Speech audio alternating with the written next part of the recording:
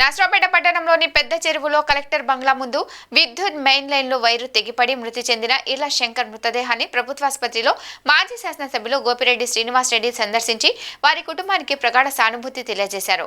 ఈ సందర్భంగా మీడియాతో మాట్లాడుతూ యువకుడు మృతి చెందడం బాధాకరమని, ఆ కుటుంబానికి ఆ యువకుడే ఆధారమని, ఇప్పుడు ఆ కుటుంబం యావత్ సోక సముద్రంలో మునిగిందని, ఎంతో భవిష్యత్తున్న యువకుడు మృతి చెందడం కుటుంబానికి తీరని లోటని అన్నారు. విద్యుత్ శాఖ వారు తక్షణమే ఆ కుటుంబానికి 10 లక్షల రూపాయలు నష్టపరిహారం అందజేయాలని, ప్రస్తుతం విద్యుత్ శాఖ ఏఈ వచ్చి 5 లక్షల రూపాయలు నష్టపరిహారం ప్రకటించారని అన్నారు. కానీ ఆ నష్టపరిహారం ఆ కుటుంబానికి ఏమాత్రం సరిపోదని అన్నారు.